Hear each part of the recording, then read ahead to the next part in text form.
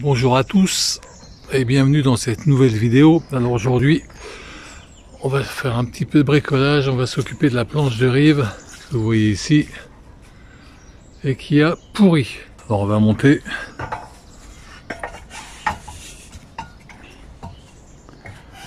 Alors, donc on peut voir que ça a pourri, l'eau a stagné. Donc il y avait un joint qui avait été mis là, qu'on ne voit plus tellement.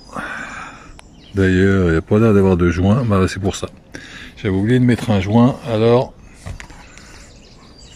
Si. Ah si, il y en avait un, mais c'est un peu décollé, contrairement à l'autre côté. Voilà. Donc,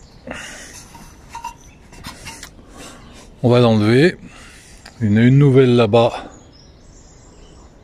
toute neuve, qui va être remplacée. Donc celle-ci tient avec des clous. On peut voir ici, côté met un petit peu partout. Donc je vais l'enlever. Après, on va la poser sur la nouvelle. Pour prendre exactement la même dimension. Et on va la reposer et on va appliquer quelques petites protections pour éviter que ça se reproduise. Donc je viens de l'enlever, hein, ça m'a pris 2 minutes. Alors j'ai enlevé ça avec un pied de biche. Là vous passez le pied de biche en dessous, vous tapez au marteau. Là on voit le manche. Et ce qu'on voit en dessous, c'est pas Jojo. Hein. Donc au début ça va, c'est juste la saleté. Là c'est un petit peu attaqué le bois. Bon. Voilà. Bon, en fait j'aurais dû changer l'année dernière. Là on est début 2022. Mais avec les problèmes d'approvisionnement, impossible de trouver des planches de rive. Donc ça, j'ai traité une année comme il a beaucoup plu. Moi je n'avais jamais traîné, mais là j'avais pas le choix, j'étais obligé d'attendre. Voilà, donc on va nettoyer ça. On va positionner la vieille planche de rive sur la neuve. On va marquer au crayon. On va découper et on va reposer.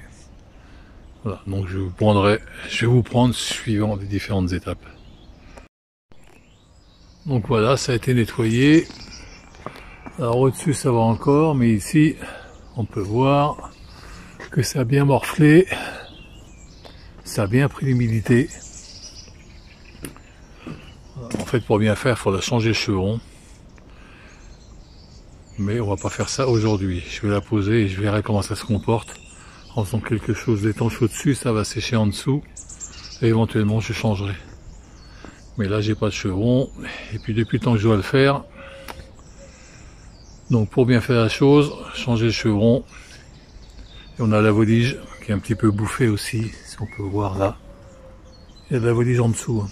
On peut voir en dessous là. C'est pas de la frisette, hein. C'est de la volige sur toute la surface du toit. Évidemment, quand l'eau stagne. Mais on va voir comment on fait pour éviter ça à l'avenir. Et donc ici, je vais positionner mon ancienne planche de rive sur la nouvelle. Voilà. Un trait de crayon. Et un trait de crayon ici aussi. Et on va aller découper tout ça et on va repositionner. Donc ça y est, je viens de découper avec mes scie anglais électriques. Donc voilà. Donc ça c'est très bien pour couper. L'ancien bout est là. Le nouveau bout est là. Voilà. Donc c'est très bien. Si vous avez une scie à main, ça va très bien aussi. Une scie circulaire aussi. Une scie anglaise, c'est pratique parce que c'est posé, c'est bien stable pour faire ce genre de coupe. Donc maintenant on va se retrouver au garage et on va clouer tout ça. Donc voilà, la planche de rive est montée. Alors c'est long tout seul, c'est pas très simple. Moi ce que je fais, c'est que je mets un clou ici.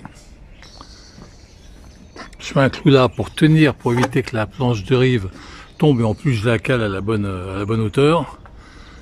Et je me mets tout au bout et je cloue au bout.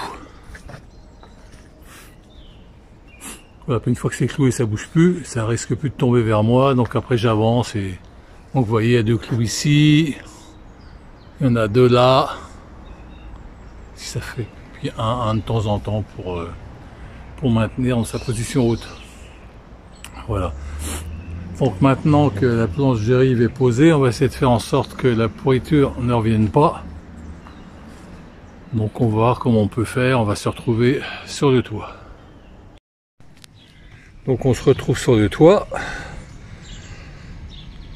Alors voilà le haut de la planche de rive, on va mettre du joint ici, évidemment pour éviter que l'eau s'infiltre. Et on va aussi mettre du goudron sur l'épaisseur de la planche de rive, ça évitera que ça pourrisse je pense. Et si on voit l'ancienne, là on peut voir que le joint se décolle, c'est un joint à base de goudron. Alors aujourd'hui je vais mettre ça, un joint silica comme ça, un mastic tout en un intérieur extérieur, élastique etc. Donc je mets un petit peu ce que j'ai, je vais pas non plus toujours acheter parce que je n'arrête pas de bricoler. Et en fait, on va regarder l'autre joint sur l'autre côté du toit.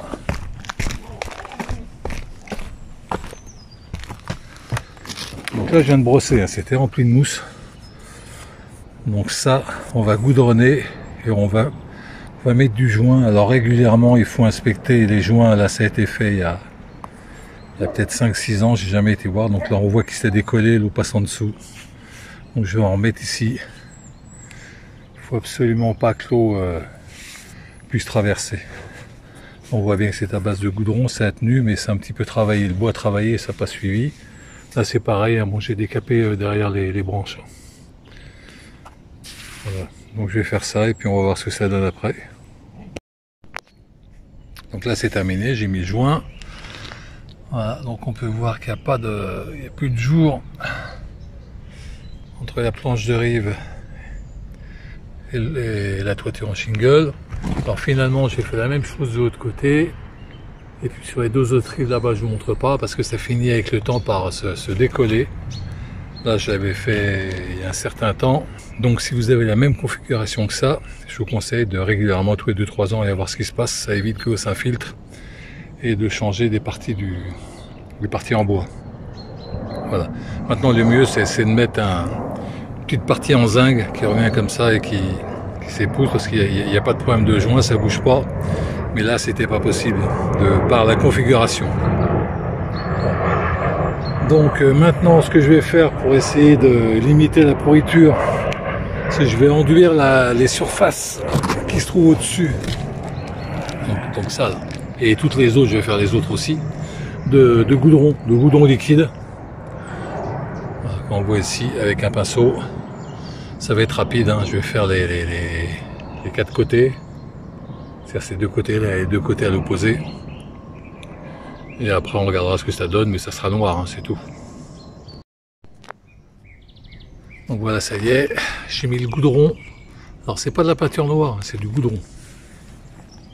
On sert aussi à faire des fondations en béton, etc. ou en parpaing pour éviter les remontées d'eau. Voilà. Donc là, ça sera étanche, ça va tenir. Alors pareil, ça va pas tenir 10 ans. Il faudra régulièrement en remettre un petit coup. Mais c'est mieux que rien. J'ai fait la même chose sur l'autre arête. Hein. Je vous montre pas, mais c'est pareil. Voilà, donc là maintenant, je vais teinter la planche de rive. Si je retrouve des produits, et puis après ça sera fini. Donc voilà, j'ai passé la première couche. Ça c'est du chêne clair. Voilà. Donc ça bave un petit peu au niveau du goudron, mais bon c'est pas très grave. Hein. Moi, je pense pas, ça partira. De toute façon ça se verra plus parce que oui, la différence avec l'autre, c'est beaucoup plus clair. Donc il faut 3 couches. Et le bois s'assombrit en vieillissant avec le temps. Donc là j'ai fait ça il y a quoi? Il y a peut-être 7 ans. Voilà, j'avais fait 3 couches et ça a bien tenu, je suis jamais repassé. À part le problème du toit qu'on a vu, j'ai pas eu de soucis. Voilà, donc cette vidéo est terminée. Bon, c'était une vidéo tranquille. Hein. N'hésitez pas à vous abonner et puis je vous dis à très bientôt. Bye.